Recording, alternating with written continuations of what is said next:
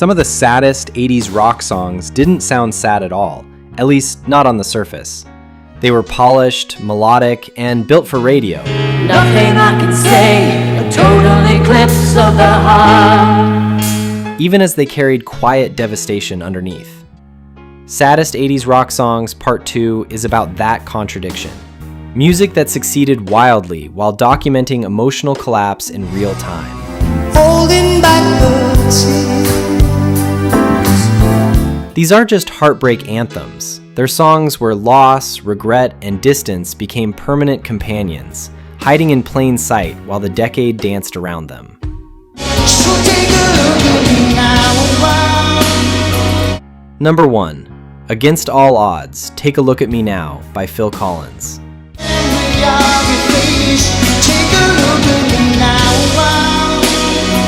This song always feels like walking into a room after the argument is already over. Everything is calm, but the damage is permanent. Collins wasn't writing metaphorically. How can you just walk away from me? This was born directly from his divorce, and the rawness shows in how restrained the performance is. The tension lives in what he refuses to dramatize. When all I can do is watch you leave. When it hit number 1 in the US in 1984, it became unavoidable, yet deeply solitary. Fans heard a love song. Collins was documenting emotional abandonment. You walk away, just let you leave without a trace. Even decades later, live performances often feel heavy, almost cautious. It's a reminder that success doesn't soften grief, it just amplifies it. Some songs don't plead for reconciliation, they simply accept the silence. Oh, it remains there in your eyes. Number 2. In Your Eyes by Peter Gabriel. In your eyes. There's a warmth to this song that makes its sadness easy to overlook. It feels devotional, almost hopeful, until you sit with it. Accepting all I've done and said. Gabriel wrote it during the collapse of his first marriage, and that context reframes everything. I understand and stare again. The tension lies in devotion colliding with emotional distance, love offered without certainty of return. Your eyes, the heat, I am complete. Its cultural afterlife exploded after Say Anything, cementing it as romantic shorthand. Yet Gabriel has spoken about its spiritual and relational complexity. Over time, it became bigger than its origin, but that ache never disappeared. Sometimes longing sounds peaceful only because we've learned how to live with it. There's nothing I can do, a total eclipse of the heart. Number 3. Total Eclipse of the Heart by Bonnie Tyler. Nothing I can say, a total eclipse of the heart. This song feels theatrical, but its sadness is existential. Written by Jim Steinman, it was originally conceived with vampiric imagery. Then I get a little bit terrified, and then I see the look in your eyes. Love as something that drains rather than fulfills. Tyler's performance leans into that darkness even as the production soars. Once upon a time there was light in my life. The contrast is brutal. Massive chorus, intimate despair. When it topped charts worldwide in 1983, it became communal, yet the narrative remained deeply isolating. But now there's only love in the dark. It's not about heartbreak, it's about erasure. If this kind of emotional archaeology resonates with you, you might want to like the video and subscribe to the channel. Big feelings don't always mean clarity. Sometimes they just mean exhaustion. Another night slowly closes in. Number 4. The Flame by Cheap Trick. I will be the flame. The flame arrives softly, like a confession made too late. By the late 80s, Cheap Trick were under pressure to produce a hit. I'm in too far, I'm in way too deep. And this outside-ridden ballad gave them one. Number 1 in 1988. Yet that success came with distance. Over you, I can't believe. The tension here is authenticity versus survival. A band singing words that didn't originate with them. Fans embraced it, but the group rarely did. I will be the flame. It represented a version of themselves shaped by industry need rather than instinct. Over time, it became both a lifeline and a burden. When a song saves your career, it can still cost you a piece of yourself. Careless whispers. Number 5. Careless Whisper by Wham. Careless whispers. That opening saxophone feels like an apology that never quite lands. George Michael wrote this as a teenager, yet it carries the weight of adult regret. Guilt, infidelity, self-awareness arriving too late. The sadness comes from responsibility, knowing you caused the damage and still wanting absolution. Despite reaching number 1 in multiple countries, Michael later distanced himself from the song, feeling it trapped him in a version of vulnerability he'd already outgrown. Fans heard romance. He heard confession. Some songs age faster than their writers, and they never stop reminding them who they used to be. Sometimes you picture me. Number 6. Time After Time by Cyndi Lauper. Time after time. If you fall, I will catch you. I'll be waiting. Time After Time feels like reassurance offered in the middle of uncertainty. Lauper wrote it during a period of self-doubt, unsure whether her sudden rise would last or quietly disappear. Flashback, warm nights, almost left behind. That insecurity gives the song its sadness. The tension lies in devotion promised without any guarantee it will be returned or remembered. Confusion is nothing new. When it reached the top 5 in 1984, it became a comfort song for listeners going through separation, distance, or emotional fatigue. Yet beneath its warmth is fear of being left behind.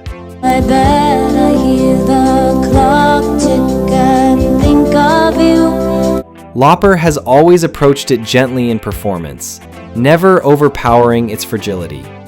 Sometimes loyalty isn't about certainty. It's about choosing to stay even when the ground feels temporary.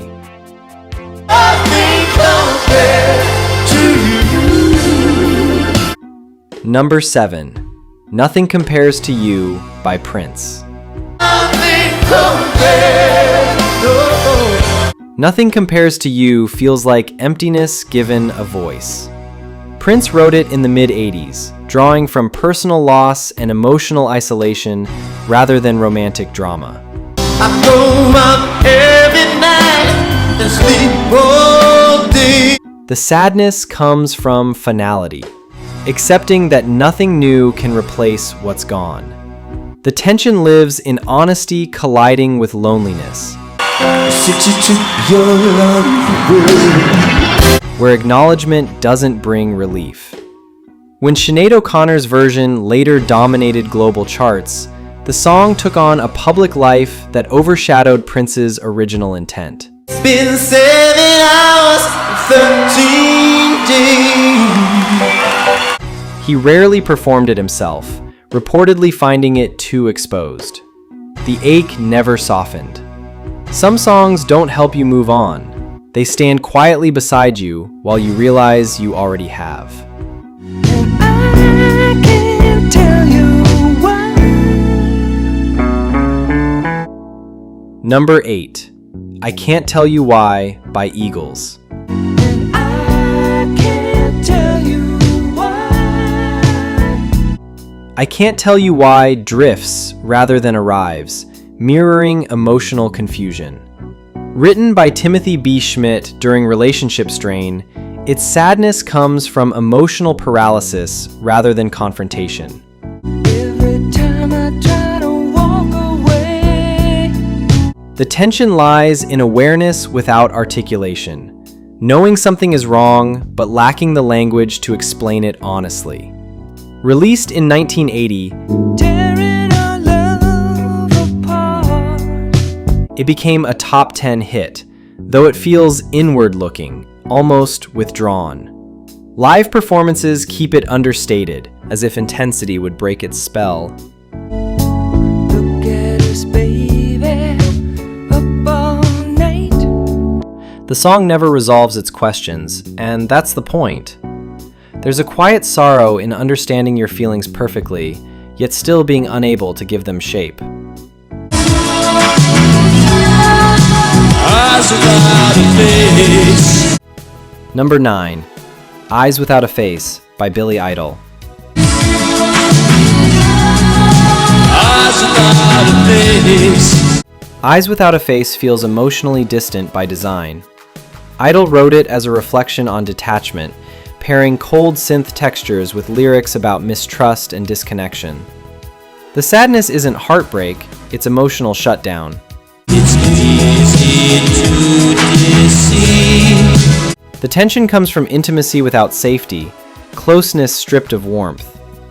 When it became his first US top 10 hit in 1984, its darkness slipped past radio expectations unnoticed. Tell me of love. Over time, it's become one of his most enduring tracks, precisely because it refuses sentimentality. It observes numbness rather than trying to escape it. And I'm far from home. Don't call me on phone. Some songs don't ask to be felt. They show what happens when feeling becomes too dangerous. Little child,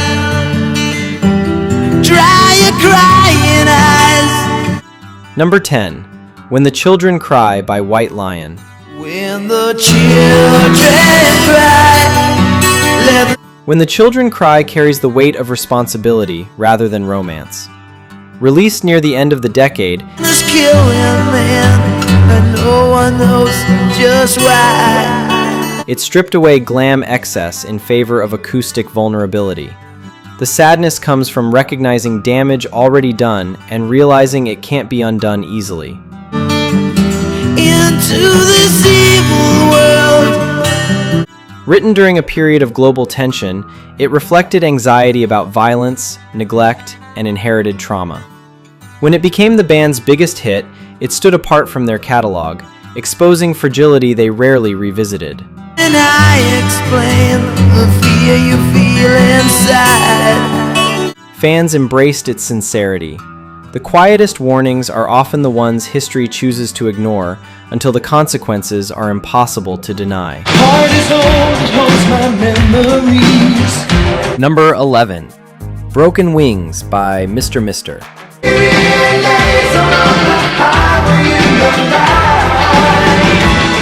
Broken Wings feels like the moment you realize effort is no longer enough. The melody is gentle, but the sadness comes from limitation, from understanding that love can't survive on intention alone.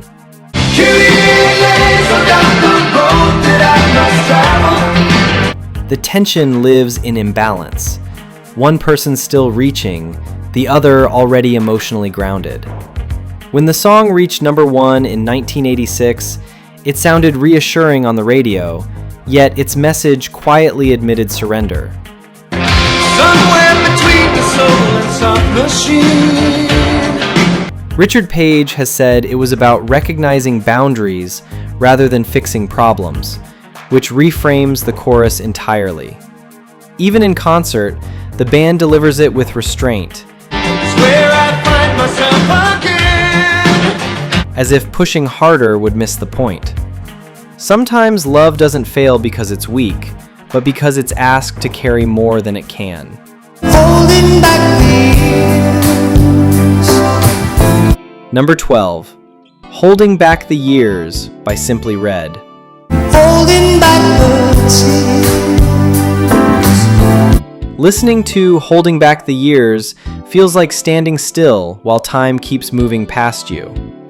Mick Hucknall wrote it about childhood abandonment, and that origin gives the song its quiet gravity. The sadness isn't tied to one relationship. Either sooner or later. It's cumulative, built from years of emotional absence. The tension comes from adulthood success colliding with wounds that never healed. Hoping for the arms of later. When it reached number 1 in the US in 1986, its vulnerability felt almost out of place on pop radio. Hucknall has often performed it with minimal arrangement, Strangled by the wishes of later. letting the words do the work.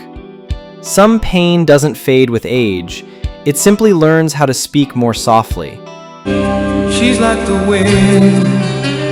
Number 13, She's Like the Wind by Patrick Swayze. She's like the wind.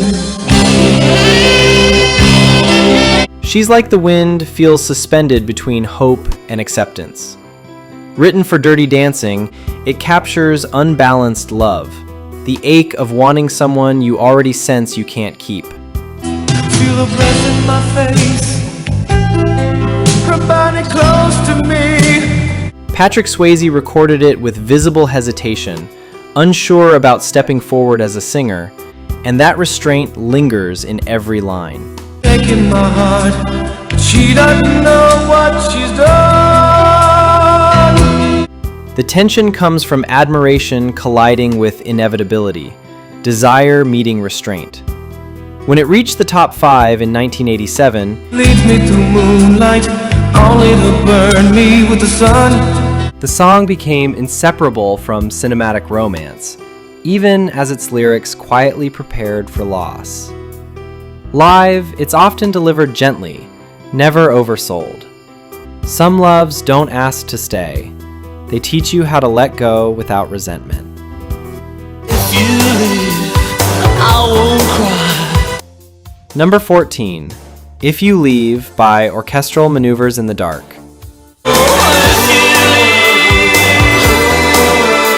If You Leave feels like a decision made while your heart is still arguing against it. The synths rush forward, but the sadness comes from inevitability rather than heartbreak. This is about love weighed against circumstance, where emotion isn't enough to change the outcome. If you leave, don't look back. Written specifically for Pretty in Pink, the band initially resisted the song, unsure it reflected their identity, which adds another layer of distance. I won't waste one single day. When it became their biggest US hit in 1986, it froze that uncertainty in time. Even now, it sounds suspended between staying and going. Some goodbyes don't come from loss, but from choosing reality over hope. In the living years. Number 15, The Living Years by Mike and the Mechanics. In the living years. The Living Years feels like a letter written after it's already too late to send. The song confronts the quiet distance that can exist between parents and children, even when love is present. Its sadness comes from restraint.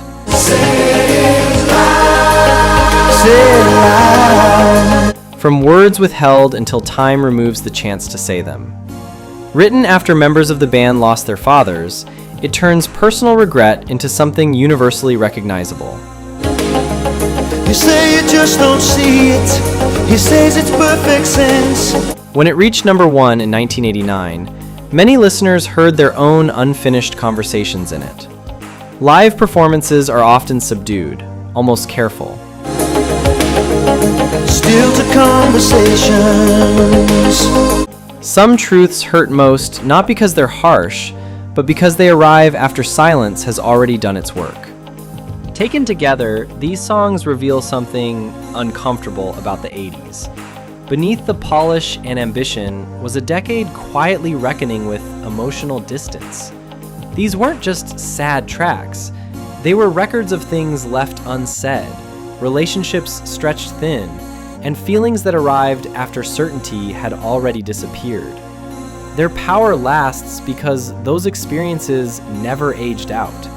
If one of these songs still lives with you for personal reasons, I'd love to hear which one and why.